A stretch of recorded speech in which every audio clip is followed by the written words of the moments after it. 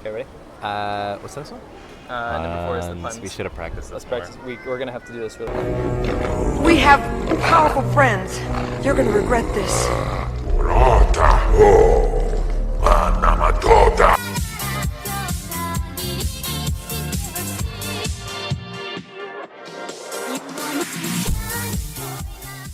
Hey Laowinners, it's Laowinners here with another video, and we are on the very noisy streets of Huizhou right now, and there's actually some sexy barbaresses. Is that what female barbers are called? Barbarous? Yeah? Barbarinas. I think they're just barbers. There's some sexy barbarinas in back there dancing to some really horrible music. It's nice to be out again, because like for literally most of the year, it's extremely hot outside, and we don't get to do this, so it's nice. We're back, old school style. We are Laowinners with another edition. I got a very cute little girl smiling at me right now. You guys can't see her, but baby's powder. It's so loud. It's unbelievably We're not loud. used to shooting in this kind of environment anymore. This is absolutely ridiculous. Anyway, today we figured we'd talk about something that we found quite interesting, because all around the world there's different laws, and China always gets talked about when we talk about the legal system here. Yeah. Because a lot of people are like, oh, it's this communist gulag and it's crazy and everyone's like living under the eye of the government and nobody's freedoms. Yeah, a lot of people think that. So actually we wanted to go over some of the more entertaining laws of China that we really think separate it from the West in particular. Yeah. So these are going to be 5 laws that we found kind of interesting or just a little bit wacky, a little bit out there. I think there should be a law that says shut the hell up and stop beeping when there's absolutely no reason to do so. This isn't one of the laws, but that is actually a law. When you go around the corner, you have to beep your horn. That is true. Now, the reason we came up with this is actually because recently there was a really, really funny law in Shenzhen. Basically, if you turn your high beams on and you get caught doing it, the police will pull you aside, you get a fine, and you have to stare in the high beams of a car for 60 seconds on the side of the road. Sounds ridiculous. I don't disagree with that. I hate when people put on their high beams. Especially here in China, they are the most inconsiderate people on the highway. Everyone drives with their high beams on. Vivi yells at me when I don't. Right? Yeah. Like, she's like, why'd you turn it off when you're behind someone? I was like, because I don't want to blind them. She's like, who cares? Yeah.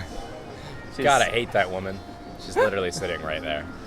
Anyway, let's start the list. Yeah, let's go for it. All right, number 5, you can only name your baby using Chinese characters, traditional or simplified, I believe. Now, this sounds kind of like a no-brainer. Yeah. It's China, right? But there's so many minority regions in China that don't even speak Chinese. For example, in Xinjiang, the people speak a Uyghur, which is not even a dialect of Chinese, it's a dialect of a Middle Eastern language, or Turkish.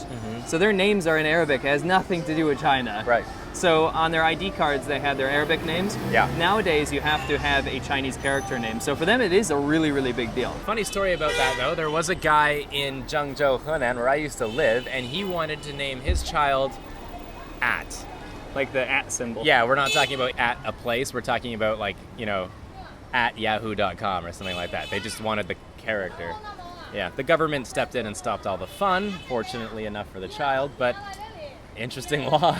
By the way, we're eating some awesome seafood today. We got some great shrimp. It's very, very fresh. I love how we're harking back to our old days. The old times. We got a little.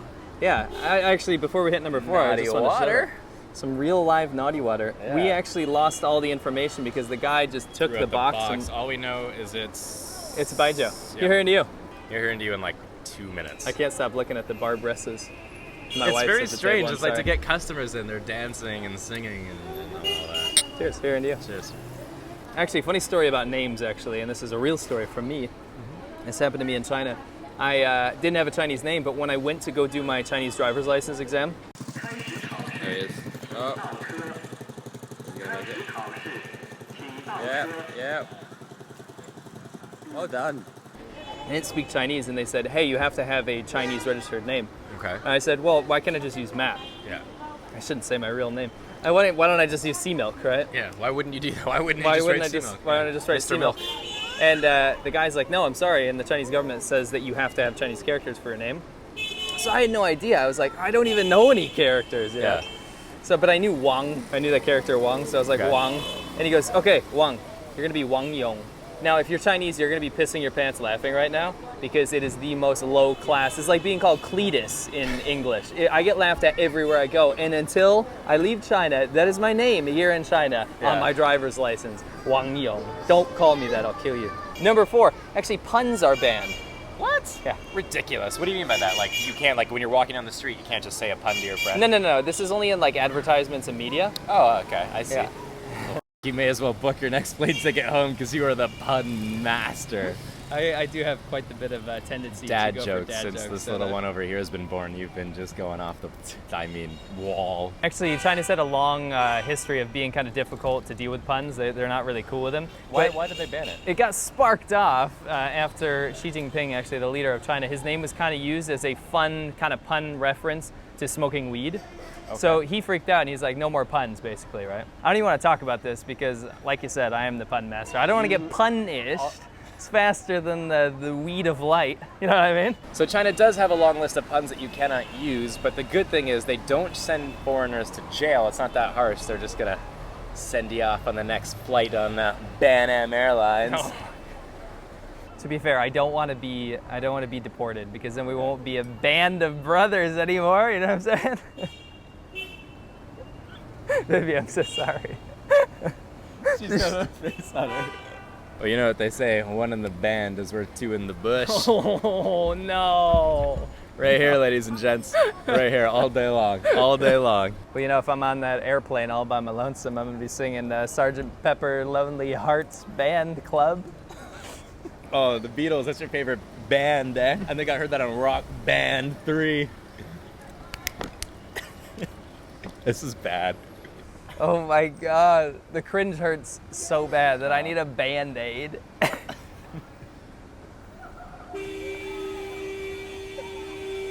I'm so sorry, baby. Number 3, no more weird buildings. Weird buildings. Yeah, Well, you're talking about architecture, right? Talking about architecture, so if you're going to erect a building, Let's keep it together. All right. it can't look like anything. It can't look like an erection is what you're saying, basically. Because what I'm about to talk about is that the whole thing that sparked it off was the giant pants building, or the trousers building in, it's a CCTV tower in Beijing. And basically what happened was they put up this tower that looks absolutely ridiculous. It looks like a pair of pants. And then they made another building that looks exactly like a penis. It looks like an erect penis. You gotta admit it looks like a penis. There's a picture you can see for yourself. Chinese netizens, as they call them, actually took to themselves to put the penis in the pants and made it a huge thing. Again, showing the Chinese government a very poor sense of humor, because Chinese people are hilarious. I thought it was very, very funny. But this got banned again. Yes. This got banned again, and now there's a bunch of buildings that like people have money to like put up for them. And they want to start architecture projects, but they keep getting banned again because the buildings are deemed ridiculous or not have no cultural value. I mean, just don't make them look like dicks, boys. It's a pretty poor judgment. Poor choice in design. Poor choice in design. It looks like a dick. Number 2, this is a provincial law, so this is not nationwide, but there is a small county in Guizhou province, which until recently was the poorest province in China. And the law was that if you were school children age, you had to salute any car that went by on the road. So you had to stop what you're doing and salute the actual car. Reason being, well, this is speculation, but reason being, if a car went by, it was a pretty good chance that that was a government official because only government officials had money to drive cars. I see, okay. So they're doing like the CCP salute basically to the cars. I thought that was kind of funny because, I mean, that is, talk about class-based system there. Yeah. That goes against all of Chinese principle. At least these days now. These days, for sure. I don't know if that law is still enacted. I have no idea. I've never been to Guizhou before, but I know you have. It's my favorite province in China. Oh, probably because you drove a car there. Well, I did. And you're just like...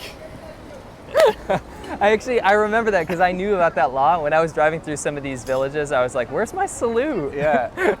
But most recently, I was on a motorcycle, so I'm going to get no salute for that. Number 1, and this is one we see all day, every day, is you are not allowed to stop for pedestrians as they're crossing the street. You don't have to go back in the video. It is exactly what he just said.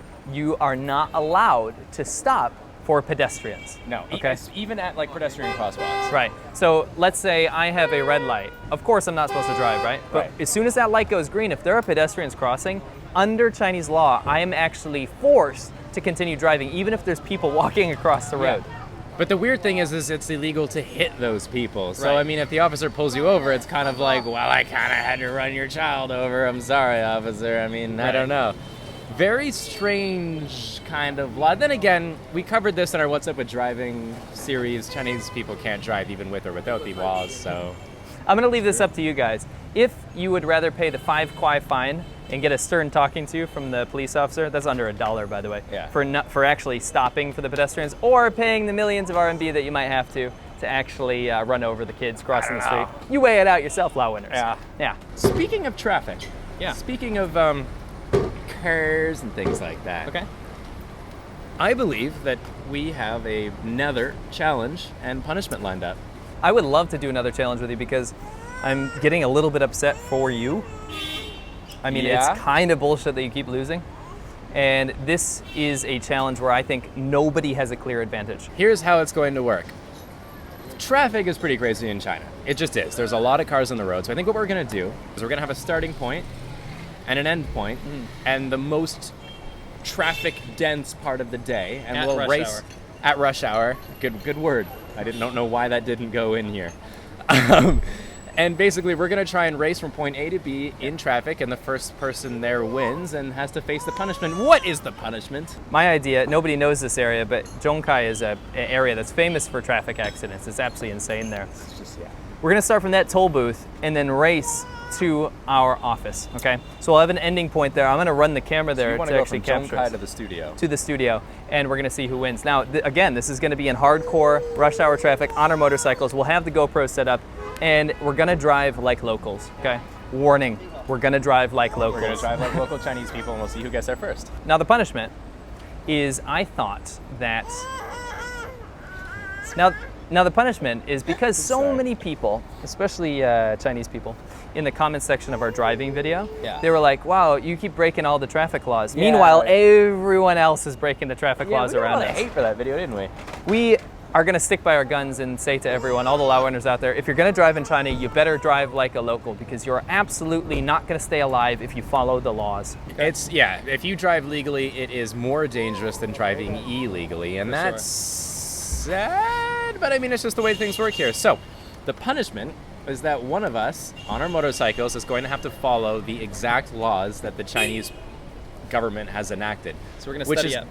One, dangerous, and two, unbelievably frustrating because you can't lane split, you can't go by. The advantage of being on a motorcycle is gone. It's gone.